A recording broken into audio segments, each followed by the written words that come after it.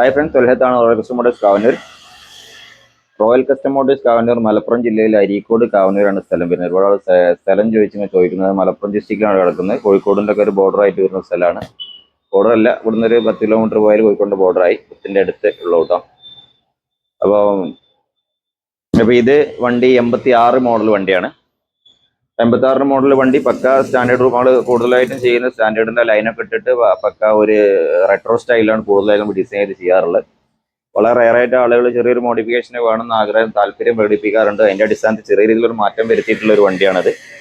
അപ്പോൾ അവർ കാണിച്ചെന്ന രീതിയിലുള്ള അവരെ ഒരു ആശയത്തിൻ്റെ അനുസരിച്ചാണ് ഞാൻ വണ്ടി ചെയ്തിട്ടുള്ളത്. വല്ലാതൊന്നും സംഭവമൊന്നും വരിച്ചില്ല. ടാങ്കൊക്കെ ഇതിൻ്റെ മുകളിലായിരുന്നു. പിന്നെ മാത്രമല്ല, എല്ലാ ആളുകളും സംശയിക്കുന്ന രീതിയാണ് ലക്ഷങ്ങൾ മുടക്കിയിട്ട് റീസ്റ്റോറേഷൻ ചെയ്യുക. എൻ്റെ അടുത്ത് ഏറ്റവും കൂടുതൽ റീസ്റ്റോറേഷൻ ചെയ്തിരുന്ന 1-ന്റെ മുകളിൽ 130, 140, 150 വണ്ടികൾ റീസ്റ്റോറേഷൻ ചെയ്തിട്ട് എൻ്റെ അടുത്തേക്ക് അത് ക്ലിയർ ചെയ്യാൻ വേണ്ടി വരുന്നത് കേട്ടോ. അപ്പം അത്രയൊക്കെ മുടക്കിയിട്ട് റീസ്റ്റോർ ചെയ്യണമെന്ന് നിങ്ങളൊന്ന് ആലോചിക്കുക തന്നെ വേണം. കാരണം ഒരു കാര്യം ശ്രദ്ധിക്കാനുണ്ട്, നമ്മളൊരു വണ്ടി റീസ്റ്റോർ ചെയ്യാൻ കൊടുക്കുന്ന സമയത്ത് എല്ലാം അങ്ങ് മാറ്റിക്കളയണം എഞ്ചിനും. അപ്പം എൻ്റെ അടുത്ത് വന്ന് പറയുന്ന ആളുകളെ കൂടുതൽ ആളുകൾ എഞ്ചിനും അയച്ചേക്ക് എല്ലാം ഒന്ന് സെറ്റ് ചെയ്യുക. അപ്പം അങ്ങനെ ഒന്നും എവിടെയും പറയരുത്. കാരണം പിന്നെ നമുക്ക് എന്താണ് ആവശ്യം അത് മാത്രം ചെയ്യിക്കുക. എഞ്ചിന് കഴിക്കാൻ പറഞ്ഞ ലേറ്റിൽ കൊടുത്തു കഴിഞ്ഞാൽ അവസ്ഥ നിങ്ങൾക്ക് അറിയാലോ. ലേറ്റിൽ കൊടുത്തു കഴിഞ്ഞാൽ 10, 20, 25 രൂപ അവിടെ തന്നെ ബില്ലാക്കും. കാരണം ആവശ്യമുള്ള ഇല്ലാത്ത മുഴുവൻ മാറ്റിച്ച് അതും ഇതും ഒക്കെ സ്പിൻഡിലടിച്ച് അല്ലെങ്കിൽ എൻ്റെ ബുഷ് അടിച്ച് അങ്ങനെ അടിച്ച് ഇങ്ങനെ അടിച്ച് തരണം. ഇല്ലാത്ത വർക്കുകളൊന്നും അതിനുണ്ടാവില്ല. അപ്പോൾ ഞാനൊക്കെ ലേറ്റിലൊക്കെ പോയിട്ടുള്ള നേരിട്ട് കണ്ടിട്ട് അവർ ചെയ്തിട്ടുള്ള വർക്ക് കാണുമ്പോൾ എനിക്ക് ചിരി വരാറുണ്ട്. ഞാൻ എല്ലാം തികഞ്ഞ ആളായത് കൊണ്ടൊന്നും അല്ല കേട്ടോ. അപ്പൊ അതിലൊക്കെ എന്ന് പറഞ്ഞാല് നമ്മളെ അറിവ് വെച്ച് നമ്മൾ ചെയ്യുന്ന കാര്യങ്ങൾ അതിന് വിരുദ്ധമായിട്ട് ഓരോ വർക്കുകൾ കാണുമ്പോൾ എനിക്ക് തോന്നുന്നതാണ്. അപ്പൊ പിന്നെ വേറെ ഇതിലെ പഴയ വണ്ടികൾ ഏറ്റവും ഒരു ന്യൂനത എന്ന് പറഞ്ഞാൽ എല്ലാവരും പിന്നെ അഭിമുഖീകരിക്കുന്ന പ്രശ്നം എന്ന് പറഞ്ഞാല് സീനിയർ സൈസിലെ മെക്കാനിക്കുകൾ ആരും തന്നെ പഴയ വണ്ടികൾ വർക്ക് എടുക്കുന്നില്ല എന്നാണ്. അതാണ് ഇപ്പൊ എനിക്ക് ഏറ്റവും കൂടുതൽ വരുന്ന പ്രശ്നങ്ങളും അല്ല ആളുകൾ കോൾ ചെയ്തിട്ട് പറയുന്ന വിഷയങ്ങളാണ്. രണ്ടാമത് സീനിയേഴ്സ് ആയിട്ട് നല്ല എടുക്കുന്ന പഴയ വണ്ടികൾ വർക്ക് എടുക്കുന്ന ആളുകൾ തന്നെ വർക്കേഴ്സിന് വെച്ച് വർക്ക് എടുപ്പിക്കുന്നതുകൊണ്ട് തന്നെ വർക്ക് ക്ലിയർ ആവുന്നില്ല. അതുകൊണ്ട് തന്നെ ആ കസ്റ്റമർ വീണ്ടും അവിടേക്ക് പോകാൻ ആ എടുത്ത വണ്ടി സാറ്റിസ്ഫൈഡ് ആവാത്തതുകൊണ്ട് വീണ്ടും കസ്റ്റമർ അവിടെ അങ്ങോട്ട് പോകുന്നില്ല. പിന്നെ അവർ തെരഞ്ഞു നടക്കുകയാണ് എവിടെ എൻ്റെ വണ്ടി എവിടുന്ന് റെഡിയായി കിട്ടുന്നുള്ള ആ ഒരു അന്വേഷണത്തിനപ്പം എല്ലാവരും. അപ്പം ചില ആളുകൾ എന്തോ ഒരു ടൈം കൺസ്യൂം ആണ് പഴയ വണ്ടി എന്ന് പറഞ്ഞിട്ട് ടൈം കൺസ്യൂം കുറച്ച് പിന്നെ സമയമെടുത്ത് ക്ഷമയോട് കൂടി ഇരുന്ന് സെറ്റ് ചെയ്യേണ്ട വർക്ക് ആയതുകൊണ്ട് തന്നെ ചിലർക്ക് അതിന് ക്ഷമയും കിട്ടൂല. അതൊരു വാസ്തവമാണ്. പിന്നെ പുതിയ വണ്ടികൾ എടുക്കുന്ന സമയത്ത് പുതിയ വണ്ടികൾ എന്ന് പറഞ്ഞാൽ അത്രയും തന്നെ കോംപ്ലിക്കേഷൻ അല്ലാത്തത് കൊണ്ട് തന്നെ പെട്ടെന്ന് വർക്ക് എടുത്ത് ഫലിപ്പിക്കാനും പെട്ടെന്ന് പൈസ ഉണ്ടാക്കാനും പുതിയ വണ്ടിയാണല്ല. പെട്ടെന്ന് ചെറിയ വർക്കാണ് പെട്ടെന്ന് കൂടുതൽ വർക്ക് എടുക്കാൻ കഴിയും. പൈസ ഉണ്ടാക്കാന്നല്ല, പെട്ടെന്ന് കൂടുതൽ വർക്ക് എടുക്കാൻ കഴിയുന്നുണ്ട്. ആ ഒരു കൂലിയും ലേബറും വാടക വെക്കണമെങ്കിൽ പുതിയ വണ്ടി പണിയെടുക്കുന്നുള്ള ഇതിലുണ്ടായിരിക്കാം. ആ ഒരു മൈൻഡ് സെറ്റ് കൊണ്ടായിരിക്കാം മിക്കവാറും ആളുകൾ പഴയ വണ്ടികൾ ഒഴിവാക്കി വിടാറാണ് പതിവ്. പിന്നെ പഴയ വണ്ടികൾ എടുക്കുന്ന ആളുകൾ തന്നെ പഴയ ആളുകൾ തന്നെ ഞാൻ എൻ്റെ ഇതിൽ എക്സ്പീരിയൻസ് ആയിട്ട് എടുത്ത ആളുകൾ നല്ല എക്സ്പീരിയൻസ് എൻ്റെക്കാൾ ഒരുപാട് സീനിയേഴ്സ് ആയിട്ട് എടുക്കുന്ന വർക്ക് എടുക്കുന്ന ആളുകളും അവരെടുത്ത പണി തന്നെ എന്തോ കൊണ്ട് അത്ര ക്ലിയർ ആവുന്നില്ല. ഇപ്പം എന്താ ശ്രദ്ധ കൊണ്ടാണോ അല്ലെങ്കിൽ എത്ര മതി എന്ന് വെച്ചിട്ടാണോ എന്താണെന്നറിയില്ല. ഒരു അലസ ഭാവമാണ് മിക്കവാറും മെക്കാനിക്സിന് ഇപ്പോൾ ബുള്ളറ്റിനോടുള്ളതെന്ന് എനിക്ക് തോന്നുന്നു. എടുക്കുന്ന ആളുകൾ ഇല്ല എന്നല്ല, എടുക്കുന്ന ആളുകളുണ്ട്. കൂടുതൽ ആളുകൾ ഈ ഒരു മൈൻഡിലേക്ക് മാറിയിട്ടുണ്ട്. പിന്നെ എനിക്ക് പറയാനുള്ളത് എപ്പോഴും നമ്മൾ വിശ്വസിച്ച് നമ്മുടെ അടുത്ത് കൊണ്ടുവരുന്ന വണ്ടി നമ്മൾ തന്നെ കൈവെക്കുക എന്നുള്ളതാണ്. കാരണം വർക്ക്ഷോപ്പിൽ ഒരുപാട് മെക്കാനിക്സും മറ്റേ കാര്യങ്ങളും എല്ലാവരും ഉണ്ടാവും. ഏബിൾ ആയിട്ടുള്ള മെക്കാനിക്സ് നമ്മളെ ഷോപ്പിലുണ്ടാവും. അതല്ലാതെ എല്ലാവരോടും അത് ഇത് അയക്ക് മറ്റേ ഫിറ്റ് ചെയ്യുന്ന പറയുമ്പോൾ ആളുകൾ ഈ വണ്ടികളാകെ നാശമാവുന്നത്. കാരണം പഴയ വണ്ടികൾ എന്ന് പറഞ്ഞാൽ ഏതെങ്കിലും ഒരു ബുക്കിൽ നോക്കി പഠിക്കാനോ അതല്ലെങ്കിൽ എവിടെയെങ്കിലും യൂട്യൂബ് നോക്കി പഠിച്ചിട്ട് പണിയെടുക്കാൻ പറ്റിയൊരു വണ്ടിയല്ല പഴയ വണ്ടി. പഴയ വണ്ടി തന്നെ എക്സ്പീരിയൻസ് വൈസ് തന്നെ നമുക്ക് എടുത്തിട്ട് അങ്ങോട്ട് ശരിയാക്കാൻ കഴിയുള്ളൂ കേട്ടോ. അപ്പോൾ എൻ്റെ അടുത്ത് വരുന്ന വണ്ടിയിൽ കൂടുതലായിട്ടും പിക്കപ്പ് ഇല്ല. അപ്പോൾ ഇന്ന് ഓരോ ദിവസങ്ങൾ വരുന്ന വണ്ടി വലിക്കൂല, വണ്ടി ത്രോട്ടിൽ കൊടുത്ത് വണ്ടി നീങ്ങൂല. ഒരു ലൈലാൻ്റെ വണ്ടി പോണ മാതിരി ഇങ്ങനെ നിരന്ന് ഇങ്ങനെ പോവും. അങ്ങനത്തെ പ്രശ്നങ്ങളാണ്. അപ്പോൾ അതിനെക്കുറിച്ച് ഇതിൻ്റെ മുന്നിലെ പല വീഡിയോകളും ഞാൻ വിശദീകരിച്ചിട്ടുണ്ട്. പ്രത്യേകിച്ച് വിശദീകരിക്കേണ്ട കാര്യമൊന്നുമില്ല. 2005, 2009 വണ്ടികൾ തന്നെ ഓടിക്കാൻ സുഖമില്ലാത്ത ഇപ്പോൾ ഇവിടെ തന്നെ കിടക്കുന്നുണ്ട് കുറേ വണ്ടികൾ കേട്ടോ. 2005 റീസ്റ്റോർ ചെയ്യാൻ വന്ന വണ്ടി ഒന്നും ഓടിക്കാൻ ഒരു സുഖമല്ല. അപ്പോൾ വണ്ടി എന്ന് പറഞ്ഞാൽ നമ്മളെപ്പോഴും റീസ്റ്റോർ ചെയ്ത് ഭംഗിയിൽ ഇങ്ങനെ ഷോക്കേസിൽ വെക്കാനോ അതല്ലെങ്കിൽ നല്ല ലൈറ്റ് ആയിട്ടുള്ള റൂമിലിട്ട് ഫോട്ടോ എടുത്ത് വീഡിയോ എടുത്ത് റീൽസ് ഇടാനോ എന്നല്ല നമ്മൾ വണ്ടി വർക്ക് എടുക്കണ്ടേ. വർക്ക് എടുക്കുമ്പോൾ ഈ ആൾ വണ്ടി ഓടിച്ചു കൊണ്ടുപോകുമ്പോൾ വണ്ടി സാറ്റിസ്ഫൈഡ് ആയിരിക്കണം, വണ്ടി ഓടിക്കാൻ കഴിയണം എന്നുള്ളതാണ്. പിന്നെ ചിലവ് കുറച്ച് എടുക്കുന്ന സമയത്ത് അതിൻ്റെ ചെറിയ കോംപ്ലിക്കേഷൻ എന്തായാലും ഒരു വണ്ടി എന്ന് പറഞ്ഞാൽ പറ്റ ചെലവ് കുറച്ച് കൊടുത്തു കഴിഞ്ഞാലും റെഡി ആവില്ല, വല്ലതും കൂടി മാറ്റിയിട്ട് ചെയ്യുമ്പോഴും അത് വലിയൊരു നഷ്ടമാണ്. അപ്പൊ അത്യാവശ്യമുള്ള ഒരു വണ്ടിക്ക് ഓടാൻ പറ്റിയ സംഗതികൾ എന്നുള്ളത് സംഗതികൾ മാറ്റി തന്നെ വേണം. അങ്ങനെ ചെയ്തിട്ടുള്ള ഒരു വണ്ടിയാണ് ഇത്. അപ്പൊ സാധാരണഗതിയിൽ നമ്മൾ എത്ര കോസ്റ്റ് വരും എന്ന് പറഞ്ഞാൽ ലക്ഷങ്ങൾ മുടക്കി പണിയെടുക്കുക, 80,000 90,000 1 ലക്ഷം 1.10 ഒന്നിന്റെ ജോഡൊന്നും ഇപ്പൊ ആരും വർക്ക് എടുക്കണമെങ്കിൽ തോന്നുന്നില്ല. കാരണം കൂടുതൽ ആളുകൾ ഒന്നിന്റെ മുകളിൽ ഒരു കൊട്ടേഷൻ രൂപത്തിലൊക്കെ പറയുന്ന ആളുകളുണ്ട് 1 ലക്ഷം. അതൊക്കെ എന്ന് പറഞ്ഞാൽ ഇത് തന്നെയാണ് വാസ്തവട്ട. കാരണം ഒരു വണ്ടിന്റെ മുകളിൽ വർക്ക് എടുക്കുമ്പോൾ ഒരുപാട് ബുദ്ധിമുട്ടുകൾ പഴയ വണ്ടിന്റെ മുകളിൽ വരുന്നുണ്ട്. നമ്മൾ പ്രതീക്ഷിക്കാതെ സമയം പോകും. ചിലപ്പോൾ ഒരു ബോൾട്ടിന്റെ മുകളിലേക്കും ചിലപ്പോൾ സ്റ്റെഡിന്റെ മുകളിലായിരിക്കാം. പ്രതീക്ഷിക്കാതെ നമ്മളെ ടൈം കൺസ്യൂം ചെയ്യുന്ന ഒരു വാഹനമാണ് പഴയ വണ്ടികൾ എന്ന് പറഞ്ഞാൽ. അതുകൊണ്ടായിരിക്കും കൂടുതലും മെക്കാനിക്സ് ഇതിൽ നിന്ന് വിട്ടു നിൽക്കാനുള്ള കാരണം കേട്ടോ. എല്ലാവരും കുറച്ച് കഴിയുമ്പോൾ ഒരു മടുപ്പൊക്കെ എല്ലാവർക്കും ഉണ്ടാവുള്ളൂ. അങ്ങനത്തെ ഒരുപാട് വണ്ടികൾ എൻ്റെ അടുത്തേക്ക് വരുന്നുണ്ട്. അപ്പൊ എനിക്ക് പറയാനുള്ളത്, എൻ്റെ ഒരു അഭിപ്രായം എന്ന് പറഞ്ഞാൽ, നമ്മൾ വണ്ടി എടുക്കുന്നുണ്ടെങ്കിൽ അത് വൃത്തിയിലെടുക്കുക. വൃത്തിയിലെടുത്തിട്ട് പൈസ 10 രൂപ കൂടുതൽ വാങ്ങിച്ചാലും കൊണ്ടുപോയ ആൾക്കാർ നമ്മൾ പ്രാതരുത് എന്നുള്ളതാണ്. അപ്പൊ അങ്ങനെയാണ്, എടുക്കാതിരിക്കുക നന്നാവും. കാരണം നമ്മൾ എന്താ വെറുതെ മറ്റുള്ളവരെ പൈസ കഴിച്ചാൽ അവരുടെ പ്രാക്കം വാങ്ങേണ്ട ആവശ്യമില്ല, നമുക്ക് പറ്റില്ല. ഞാനിപ്പോ എനിക്ക് എന്ന് പറഞ്ഞാൽ എൻ്റെ ഒരു അഭിപ്രായത്തിൽ ഞാൻ വണ്ടി എടുക്കാറില്ല. വണ്ടി വരുന്ന വണ്ടികൾ ഞാൻ തിരിച്ചു വിടാറുണ്ട്, വിളിക്കുക, ഫോൺ എടുക്കാറില്ല, വണ്ടി എടുക്കില്ല. അപ്പൊ ഇവിടെ വണ്ടികൾ ഒരുപാട് മാസങ്ങൾ എടുക്കാനുള്ള വണ്ടി ഓൾറെഡി എനിക്ക് പെൻഡിങ് ഉണ്ട്. അപ്പൊ ആ വർക്ക് തീർക്കാതെ കുറെ വണ്ടികൾ ഇങ്ങനെ വെച്ച് ലൈനായും കിട്ടിയിട്ട് വെറുതെ അതിന്റെ നമുക്ക് ഏതൊരു വണ്ടിയും തിരക്ക് കൂടി കഴിഞ്ഞാൽ വണ്ടി വൃത്തിയാവില്ല. അത് യാതൊരു സംശയമില്ല. ഏത് നമ്മൾ തിരക്കിട്ടെടുക്കുന്നോ തടപടാന്ന് ഏത് വണ്ടി എടുത്തോ ഏത് വർക്ക് എടുത്തോ പെർഫെക്റ്റ് ആവില്ല, എന്ത് തന്നെ ചെയ്താലും. അപ്പൊ അതൊരു മീഡിയം സ്പീഡിൽ നല്ല രീതിയിൽ ശ്രദ്ധിച്ച് ചെയ്യേണ്ട പണിയാണ് പഴയ വണ്ടികൾ. അപ്പം എനിക്ക് ഇത്രേ പറയാനുള്ളൂ. ഞാൻ ആരെയും കുറ്റപ്പെടുത്തുന്നില്ല, ആരും എനിക്കെതിരെ നെഗറ്റീവ് പറയാനും മുതിരണ്ട. കാരണം ഞാൻ ആത്മാർത്ഥമായിട്ട് ഒരു വർക്ക് എടുക്കുന്ന ഒരാളാണെന്ന് എന്നെ അറിയുന്ന എല്ലാവർക്കും അറിയാം. ആത്മാർത്ഥ പരമാവധി എൻ്റെ ആ ഒരു ഇത് ഏത് വർക്കാണെങ്കിലും നമ്മൾ കൊണ്ടുപോയി കഴിഞ്ഞാൽ നമ്മളൊരു കുറ്റം കൊണ്ട്, എൻ്റെ ഒരു പോരായ്മ കൊണ്ട്, ഞാൻ എടുക്കുന്ന വർക്ക് കൊണ്ട് ആ വണ്ടിക്ക് വേറെ പ്രശ്നം വരുമെന്ന് ആഗ്രഹിക്കുന്ന ഒരാളാണ് ഞാൻ. അപ്പം ഈ ഒരു വണ്ടിക്ക് വന്ന ചെലവ് എന്ന് പറഞ്ഞാൽ, ഇപ്പൊ നമ്മൾ സാധാരണ 80 90 1 ലക്ഷം ആ ഒരു രീതിയിൽ 90 1 ലക്ഷത്തിന്റെ മുകളിലേക്ക് ഒരു വണ്ടിന്റെ പോകുന്ന എന്റെ മനസ്സ് പടക്കും. കാരണം കസ്റ്റമറുടെ എത്ര പൈസ എങ്ങനെ പറയുന്നുള്ളൂ, എനിക്ക് തന്നെ താല്പര്യമില്ല. കാരണം വണ്ടിന്റെ മുകളിൽ ഇത്രയും ക്യാഷ് മുടക്കിയിട്ട് കൊണ്ടെടുക്കുന്നത് എനിക്ക് താല്പര്യമില്ല. പേഴ്സണലി ഒരു അഭിപ്രായമുള്ള ഒരാളാണ് ഞാൻ.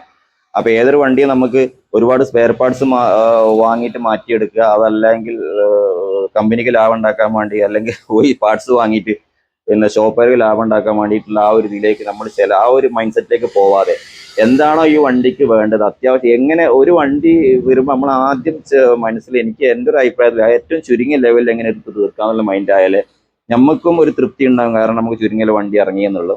അതെല്ലാം എടുക്കുന്ന നമ്മൾ ഇൻവെസ്റ്റ് ചെയ്യുന്ന, അതായത് നമ്മൾ കസ്റ്റമർക്ക് സാറ്റിസ്ഫൈഡ്, വല്ലാതെ പൈസ ചിലവായില്ല എന്നുള്ളത്. അപ്പൊ ചില ആളുകൾക്ക് ലക്ഷങ്ങൾ മുടക്കുക എന്നുള്ളത് വെറുതെ ഒരു സ്റ്റാറ്റസ് എന്നുള്ള ഒരു സിമ്പിളായിട്ട് കാണുന്ന ആളുകൾ, എൻ്റെ വണ്ടിക്ക് 1.5 ലക്ഷം മുടക്കി 2 ലക്ഷം മുടക്കി, അങ്ങനെ പേടിക്കേണ്ട ഒരു കാര്യമില്ല. അപ്പൊ എൻ്റെ അടുത്ത് വന്ന ആളുകൾ മുഴുവൻ 1.40 1.50 ആ സ്ഥാപനമൊക്കെ വല്ല ഫേമസ് ആയിട്ടുള്ള സ്ഥാപനങ്ങളാണ്. നിങ്ങൾ യൂട്യൂബിലൊക്കെ കാണുന്ന ആളാണ്. 50 60 ഇപ്പോൾ ഒരു വണ്ടി ഇവിടെ കിടപ്പുണ്ട്. ഞാൻ വീഡിയോ കണ്ട് ആരും ഇകഴ്ത്താൻ ശ്രമിക്കുന്നില്ല. 1.60 മിനിമം 1.30 1.50 1.60 ഒക്കെയാണ് റേറ്റ്. അപ്പൊ ഇതൊക്കെ ചെലവാക്കുമ്പോൾ നിങ്ങളും ശ്രദ്ധിക്കുക. നമ്മൾ എല്ലാം ഏത് സ്ഥലത്ത് പോകുമ്പോൾ അതിന്റെ സ്പെയർ പാർട്സിന്റെ ലിസ്റ്റ് കംപ്ലീറ്റ് ആയിട്ട് നിങ്ങൾ വാങ്ങിക്കുക. ഏതൊക്കെ സാധനങ്ങളാണ് മാറ്റിയെന്നുള്ള കറക്റ്റ് ആയിട്ട് ലിസ്റ്റ് കാര്യങ്ങൾ നിങ്ങൾ വാങ്ങിക്കുക. ലേബർ കോസ്റ്റ് എത്ര, പിന്നെ സ്പെയർ പാർട്സിന്റെ കോസ്റ്റ് എത്ര, പെയിന്റിന്റെ കോസ്റ്റ് എത്ര, സെപ്പറേറ്റ് ആയിട്ട് ശരിക്കും നോക്കിയതിന് ശേഷം മാത്രം നിങ്ങൾ ആ ഒരു തീരുമാനത്തിൽ എത്തുക. അല്ലാതെ 1.30 1.50 ബില്ലും കൊടുത്ത് ഒരു 60 1.60 വണ്ടിനോട് കയറാൻ എനിക്ക് അൺബിലീവബിൾ ആണ് സത്യം പറഞ്ഞാൽ. എവിടെ എങ്ങനെ ചെയ്യുന്നുള്ളത് മൊത്തം വണ്ടി മാറ്റിയാലാവുന്ന കേസാണ്. അപ്പം കംപ്ലീറ്റ് വണ്ടി മാറ്റി, ബോഡി കിറ്റ് അങ്ങ് മാറ്റി, ഷാസി മാറ്റി, എഞ്ചിനോ മാറ്റിയാവുന്ന പൈസയാണ് അതൊക്കെ എന്ന് പറയാൻ എനിക്ക് തോന്നുന്നു. പിന്നെ അത്ര ഞാൻ എൻ്റെ ഒരു എക്സ്പീരിയൻസ് ഒരു 1.5 മുകളിൽ 1,06,000 രൂപ മാക്സിമം എൻ്റെ ഫുള്ള് പിൻ ടു പിൻ ആയിട്ട് പീസാക്കി കൊണ്ടുവന്ന വണ്ടി എനിക്ക് അത്ര ചിലവായിട്ടുള്ള എൻ്റെ ഒരു എക്സ്പീരിയൻസിൽ ആയിട്ടുള്ളൂ കേട്ടോ. കാരണം മെയിനായിട്ട് ഇതിന്റെ ക്യാഷ് കൺസ്യൂം ചെയ്യുന്ന എഞ്ചിൻ ഭാഗമാണ് ഏറ്റവും കൂടുതൽ കൺസ്യൂം ചെയ്യുന്നത്. യാതൊരു സംശയമില്ല.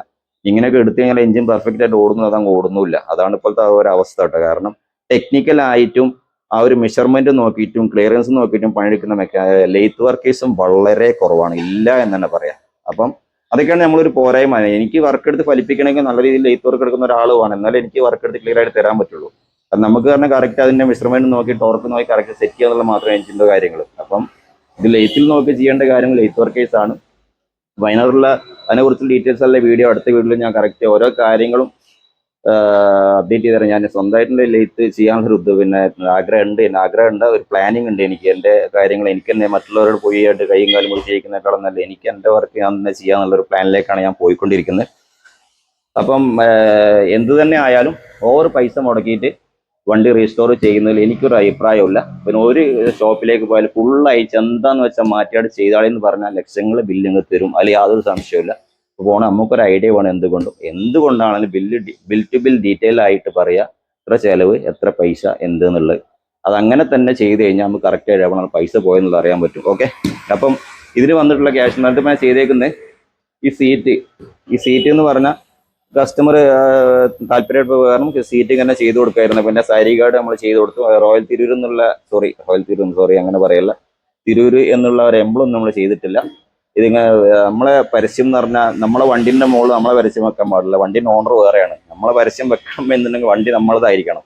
ഞാൻ റോയൽ കസ്റ്റം മോട്ടോഴ്സിന്റെ ബാഡ്ജ് അവിടെ അടിച്ച് പോയി കഴിഞ്ഞാൽ വണ്ടി എന്റേതായില്ലേ. അപ്പോൾ അത് കസ്റ്റമർ താല്പര്യമാണ്.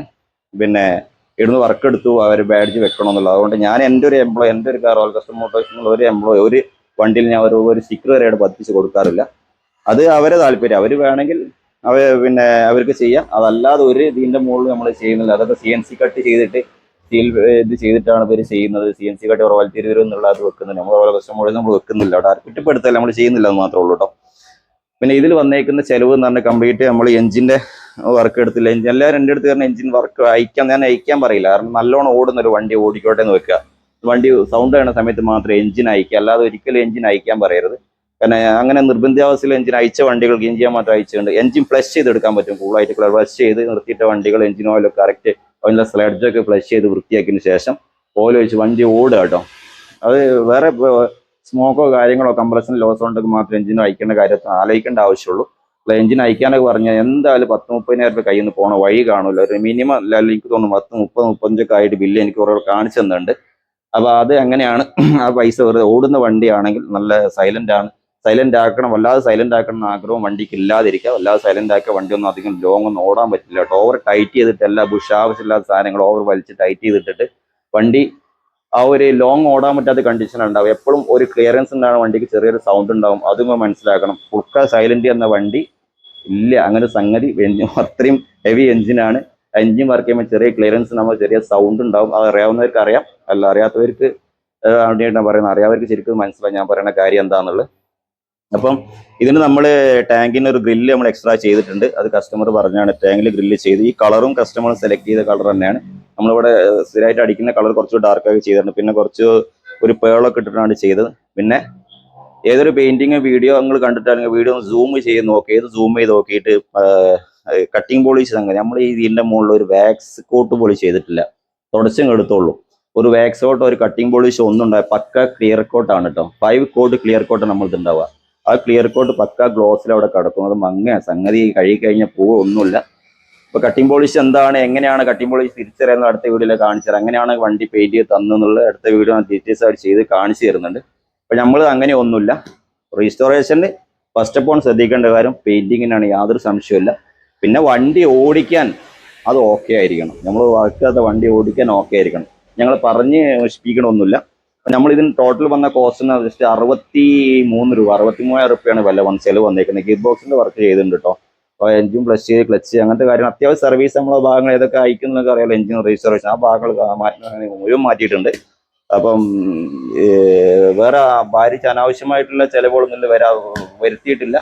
ഞാൻ ചുരുക്കി ചെയ്യുക എന്നുള്ള എൻ്റെ ഒരു ഇതായിരുന്നു, എൻ്റെ ഒരു ടാർഗറ്റ് ആയിരുന്നു, ചെറിയ ചിലവിൽ തീർക്കണം എന്നുള്ളത്. അതുകൊണ്ട് തന്നെ നമ്മൾ ഇത് സെറ്റ് ചെയ്യാൻ കഴിഞ്ഞിട്ടുണ്ട്. അധികം അനാവശ്യ ചിലവുകളൊക്കെ ഒഴിവാക്കിയിട്ടാണ് അത് ചെയ്തേക്കുന്നത്. അപ്പം അടുത്തൊരു വീഡിയോ കാണാം. Thanks for watching.